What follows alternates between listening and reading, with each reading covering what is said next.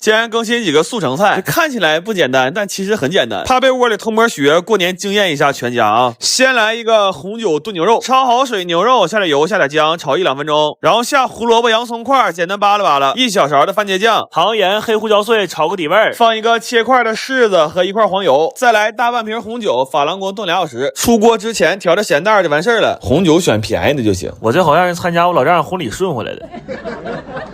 再来个椒盐皮皮虾，把扎手地方都搅去，然后撒点玉米淀粉，抖成这个样就行。等油冒烟了，下锅炸1-2分钟，熟了就捞出来，然后让油再烧冒烟，再炸30秒，留非常少的油炒青酱油葱末，把皮皮虾倒回来，就撒很多的椒盐就完事儿了。要是过年家里吃饭人多吧，可以来个年夜饭大礼包。我这个是588的套餐，相当于人均70多块钱，我也不用费啥事儿就能整一桌子，而且好东西还挺多的，有这个大厨级的佛跳墙，还有花雕大闸蟹，这个黄的非常满，这个整条的烤鳗鱼也特别入味儿，其他的菜简单配配颜色就非常好了。反正我觉得吧，这东西在家就是很方便，过年串门拿着也挺有面子。然后我二大爷最近有几颗牙情况不太乐观，可能又不行了，我给来了一个口蘑汤，还做了一个蒜蓉龙利鱼。但这菜吧，简单是简单，但有个毛病，就是他妈费饭的。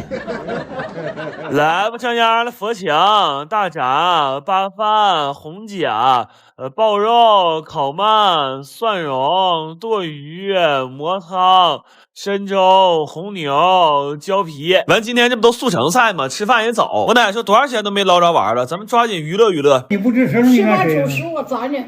你嗨，玩赖了这是。我怎么这玩赖了？那你不要玩赖啥？人家到这儿就不吱声了，你。不是，就是他说了，他也没吱声，我也没吱声，你这。那他不吱声就是不要呗。我奶最后10分惜败，又是一个不眠夜呀。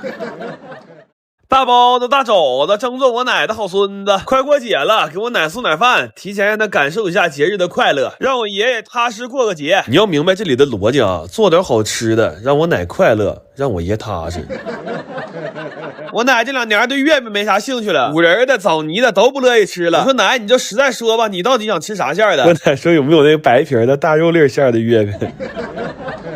老太太最近假牙松了，就做点软乎的，蒸了一个豆腐鸡蛋糕。本来想做烧鸡来着，大家伙直接干成扒鸡了。狮子头也没做纯肉的，和了一不少豆腐。这家越和越出数，本来是4洗丸子，现在成7洗丸子了。早上我问我奶，我说你这牙现在还能吃肘子吗？我奶说你做成老汤肘子，我先吃皮儿，肉我先冻起来。你要相信我的实力，等新牙到了，我还能支棱起来。我弟最近在得物买个拍立得，寻思这2天放假出去玩照相使，好看实用，还有整套的贴纸配件，挺划算的，你们可以去评论区看看。我说你多照2张大肘子贴你老冰箱门上，以后让他望肘止馋。你咋才来呢？上个礼拜的肉我都消化没了。来吧，吃香香了，肉包、豆鸡糕、七丸、豆丝、蒜空、边花。扒鸡、原牛、汤肘，这包子一来，你看我奶乐的，真是包治百病。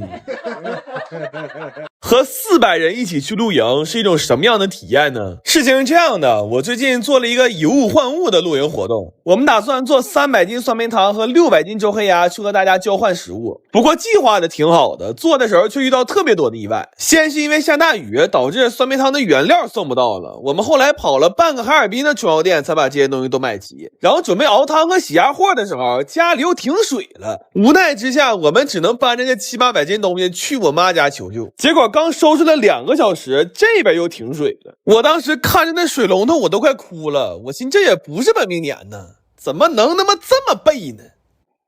所以后来那几天为了抢时间，我们基本就没怎么睡过。但是要命的是这2样东西做起来它就急不得，因为酸梅汤是用砂锅熬的，这样但凡大点火那就得漏得跟花洒似的。然后压货也不能急，因为每种压货的时间和火候都不一样，就只能一锅一锅干。我们前后一共卤了50多锅，为了入味卤完又泡了一宿。不过过程虽然折腾，但东西做完了还是挺好吃的。这酸梅汤合成本9块5一瓶，喝起来味道特别纯正，鸭货卤的也特别入味，味道真的很像周黑鸭，但就是做的太慢了。后来打包的时候已经是我们出发前的最后6小时了，就看着那倒计时都要给我急死了，急得我只想上厕所，但是这一滴都尿不出来。真的，我上一次出现这种生理反应的时候，是我高考那年以为自己答不完卷了。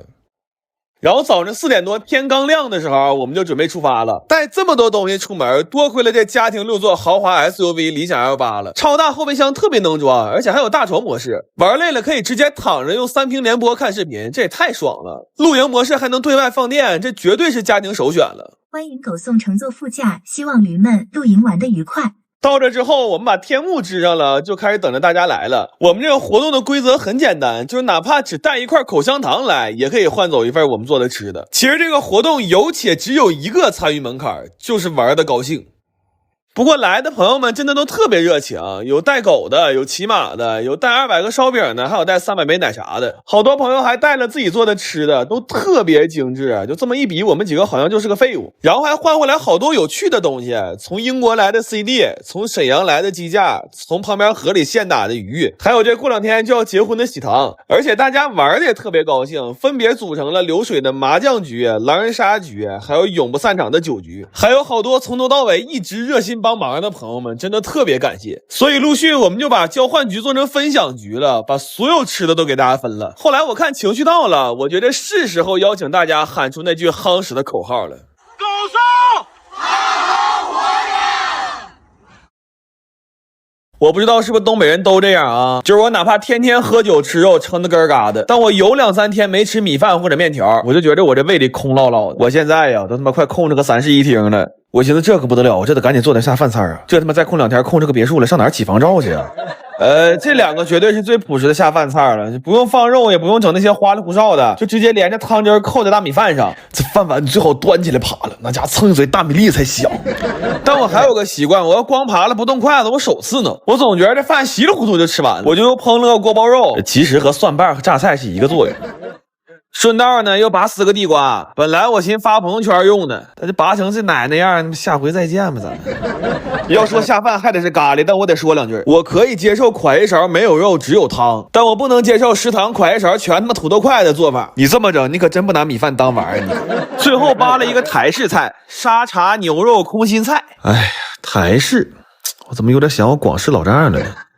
来吧，吃香香了，杀牛空、锅肉、红绿灯、油煎、宁波、八卦、嘎牛，就这一桌菜呀，我整整焖了2斤米。我俩开了个局，就是今天呐，谁吃的少谁刷碗啊。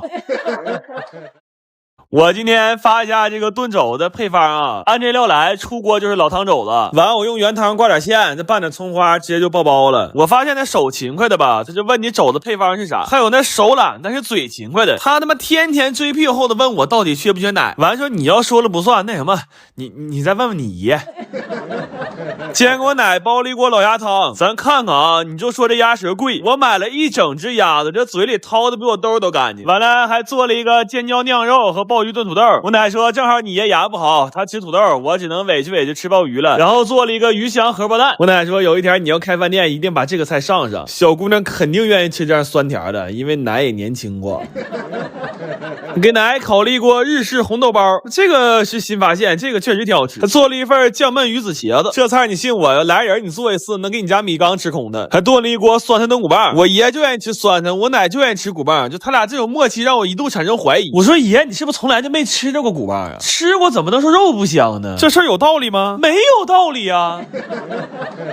完下雪了，我奶也不方便买水果啊，我正好趁着拼多多水果生鲜补贴，花1块钱就秒杀到5斤双钩级车厘子，个头大，水分足，又甜又脆，个饱个包汁。你瞅瞅我弟说了这个香啊，链接我放评论区了，咱们就赶紧掏它就完了。我爷呀，吃没吃骨棒不一定，但这么甜的车厘子，我估计我爷捞不着10个。来吧，香香的煎酿、爆豆、子啊、酸棒、肘包、鸭汤、鱼蛋、红饼、大饼、豆宝。行了，往奶家去了啊，记点今天教我们炖肘了。这奶，你这个你也我有点贪哈。吃吧，没事，好。哎呦我这火锅有点东西啊！我爸我妈绝对是旷世奇才，说下雨天凉了要吃点火锅，我说吃呗，不正好还有一箱火锅养生水吗？他俩要正经吃一下子，给那石桌啥都拆了，完了给我大铁锅点上了。我服了，我见过拉饥荒吃饭的，我他妈没见过拆家吃饭的，我都怕等会儿那柴火烧没了，他俩给房子劈了点的。来吧，吃香香了。一顿标准的东北家庭火锅，满桌子全是盆，最小的是饭碗。开锅了，我弟回屋求地谢去了。他跟我二哥说：“那伞你往前打打，那啥便宜啥贵分不清啊。”平时吃锅子5个人得他妈吃出8个锅底儿。我说今天统一一下子吧，今天咱就吃这个痛风锅底儿。我姑说这个好，这个汤鲜了，我先涮一根大果子。这给我气的，我爸说他从小就这样，大果子、土豆子，等会儿还得来碗面条子。我弟今天可是开荤了，闷头吃肉，一句话不说。我看着都腻，我说快来瓶好望水吧。这个新出的柠檬水挺好喝，甘甜爽口，跟鲜榨果汁似的，还加了佛手柑，整挺健康。这玩意儿他妈挺养生啊！养生？那你别喝了，你给我倒一杯啊！这火锅还得是大锅涮着爽，这边刚捞出一盆，那边就会往里再下一盆。这锅里只要一直有东西，心里就踏实。你看看这东北人的快乐是多么的单纯。后来晴天了，我就看着这口大锅，再看这个小逆光和这一股仙气儿，我只有一个想法，就是我没白活呀。我姑说：“那你进屋给我擀点面条呗，我也不想白活。”这涮锅子最后来一碗火锅面，谁吃谁得劲儿。但我们最后吃着就闻一股糊巴味儿，我寻思锅也没干呢，啥玩意儿糊了？我他妈低头一看，我裤子烧坏了，妈这饭吃的。